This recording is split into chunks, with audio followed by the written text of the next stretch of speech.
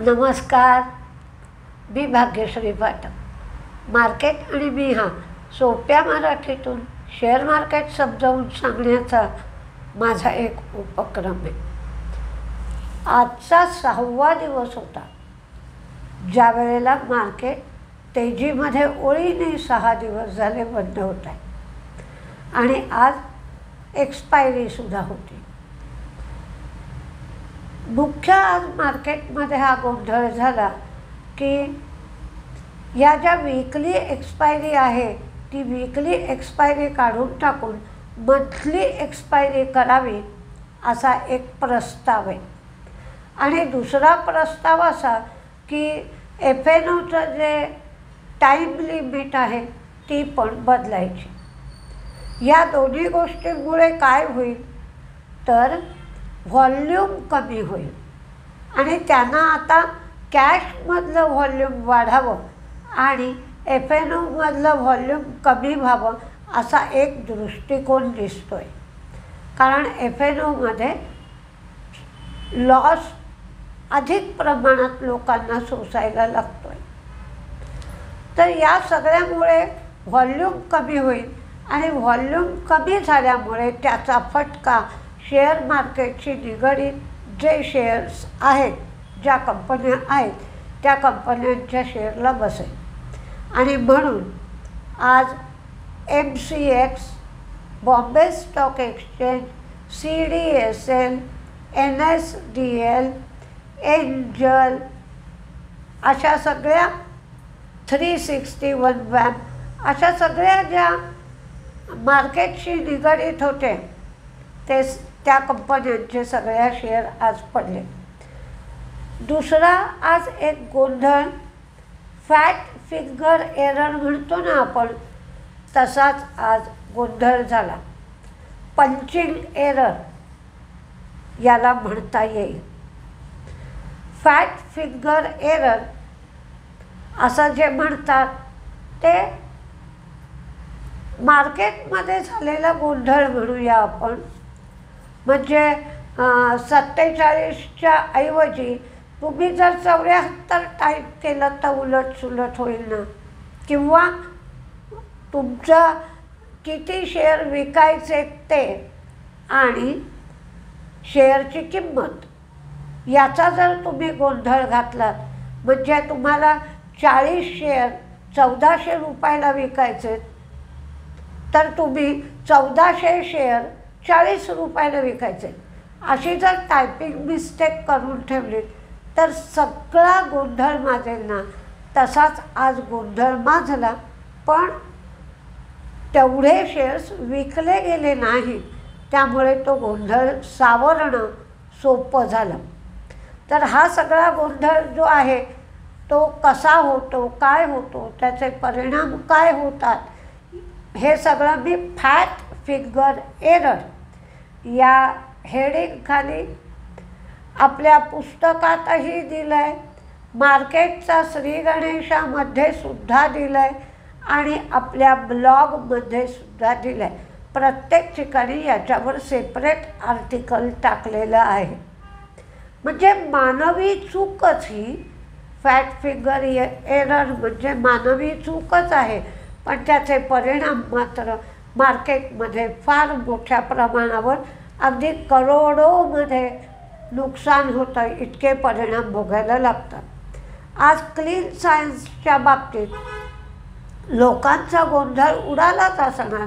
काय काय झालं ते हळूहळू बाहेर येईल, पण जी एरर झाली त्या एररमध्ये एवढे खूप शेअर विकले गेले नाहीत.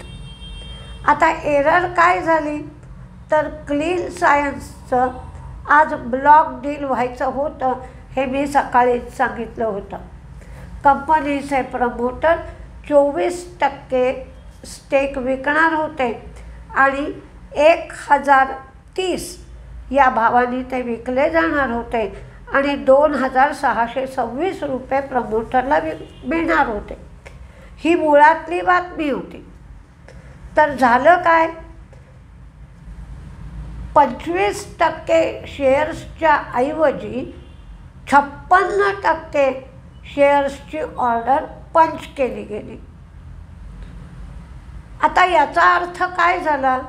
56% शेअर्सची ऑर्डर जर पंच झाली तर प्रमोटरचं होल्डिंग त्या कंपनीतलं कमी झालं.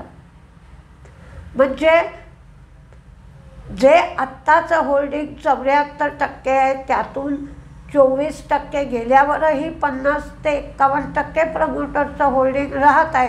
पण 56% विक्री झाल्यावर प्रमोटरचं होल्डिंग अगदी कमी राहील. त्यामुळे लोकांनी विकण्याची लाईनच लावली. आणि मग जेव्हा भाव पडू लागला तेव्हा कंपनीचं व्यवस्थापन जागं झालं. आणि असं का होत आहे? तर त्यांच्या जेव्हा हे लक्षात आलं की ही पंचिंग एरर झाली आहे आणि त्यांनी ब्रोकरला विचारलं काय झालं आहे, कसं झालं आहे. आणि मग कंपनीच्या व्यवस्थापनाने येऊन सांगितलं की आम्हाला 24% शेअर्सच ब्लॉक डीलमध्ये विकायचे आहेत. आणि जरी पंचिंग मिस्टेक झाली असली तरी 2.5 कोटी शेअरमध्येच आत्तापर्यंत व्यवहार झाला आहे. त्यामुळे तुम्ही घाबरू नका. प्रमोटरचं होल्डिंग जे आहे ते एका मर्यादेपेक्षा जास्त कमी होत नाही आहे. म्हणजेच बघा, ट्रेड डेटा जो असतो त्या ट्रेड डेट्याचं रिपोर्टिंग करेक्ट केलं पाहिजे. या रिपोर्टिंगकडे गुंतवणूकदारांचं, ट्रेडर्सचं, सगळ्यांचं लक्ष असतं.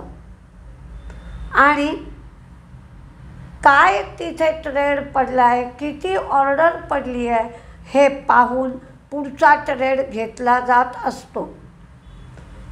प्रत्येक गोष्टीकडे बारकाईने मार्केटमध्ये लक्ष असल्याशिवाय कुणीही ट्रेड घेऊ नये. ज्यांनी पाहिलं असेल त्यांचा फायदाही झाला असेल, ज्यांनी पाहिलं नसेल त्यांचे स्टॉप लॉसेस हिट झाले असतील. त्यामुळं याच्यावरनं कळतं की डेटा रिपोर्टिंग करेक्ट केलं पाहिजे. डेटा रिपोर्टिंग जर करेक्ट नसेल तर कुणाचा फायदा, कुणाचं नुकसान होऊ शकतं. मार्केटमध्ये कुणीही ट्रेड करताना गाफील असता कामा नये. प्रत्येक गोष्ट बारकाईने केली पाहिजे. कारण तुम्हाला नेहमी ऑर्डर टाकताना शेवटी कन्फर्म असं येतं ना. मग जेव्हा आपण कन्फर्मला क्लिक करतो तेव्हा आपण प्रत्येक गोष्ट आपल्याला हवी तशी टाकली आहे का, ऑर्डर किंमत बरोबर टाकली आहे का, किती शेअर विकायचे होते ती संख्या बरोबर टाकली आहे का, हे आपण सुद्धा बघितलं पाहिजे. हे या उदाहरणावरून आपल्याला समजू शकेल. आज PTC इंडस्ट्रीजला ब्रह्मोस एअरस्पेसकडून क्रिटिकल टायटॅनियम कास्टिंगसाठी 100 कोटीची ऑर्डर मिळाली. त्याचप्रमाणे TVS मोटर्स यांनी logistics TVS king cargo HD EV launch केली. आता आपण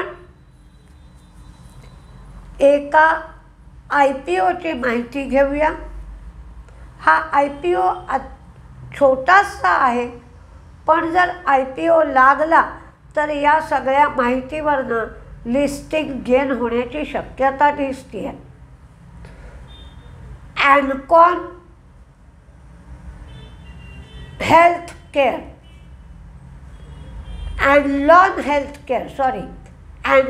हेल्थकेअर हा IPO 121 कोटींचा आहे.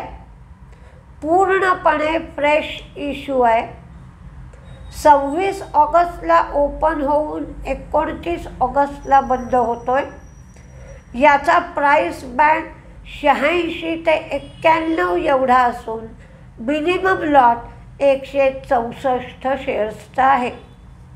ही 2013 साली स्थापन झालेली कंपनी आहे आणि ही कंपनी फार्मा इंटरमिजिएट्स आणि APIचं उत्पादन करते. कॉम्प्लेक्स केमिकल्सचंही ही कंपनी उत्पादन करते. 65 तिची प्रॉडक्ट्स कमर्शियलाइज झालेली आहेत. त्यांच्या 49 लॅबोरेटरीसुद्धा आहेत. FY25 साठी त्यांचं प्रॉफिट 11.96%, उत्पन्न 77.37 कोटी आणि मार्जिन 26.88. प्रॉफिट 11.86 कोटी, उत्पन्न 77.37 कोटी, तर मार्जिन 26.88 कोटी एवढा आहे.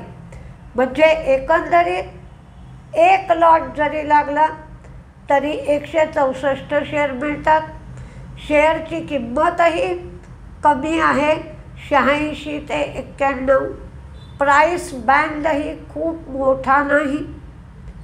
त्यामुळे अगदी 91 रुपयाचा शेअर 100 रुपयाला जरी उघडला तरी चांगला फायदा होईल. आणि फार्मा क्षेत्रातल्या कंपन्यांचे इश्यू आत्तापर्यंत तरी चांगले चालतात. बघूया आता या इश्यूचं काय होतं आहे ते. तुम्ही सगळी माहिती काढा आणि तुम्हाला हवं असेल तर IPOसाठी तुम्ही फॉर्म भरू शकता. आता आपली भेट उद्या सकाळी होईल. पण मी 13 आणि 14 सप्टेंबर रोजी कोर्स ठेवला आहे. हा कोर्स शनिवार रविवार, सेकंड सॅटरडे संडे नेहमीप्रमाणे शनिवारी 6 तास, रविवारी 6 तास, सकाळी 9 ते 12, दुपारी 1 ते 4 असा शनिवारी तसाच रविवारी 13 आणि 14 सप्टेंबरला ठेवला आहे.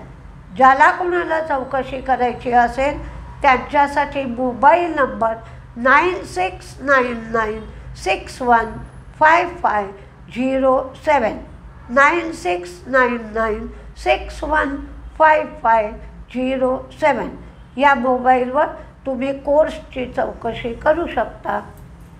नमस्ते.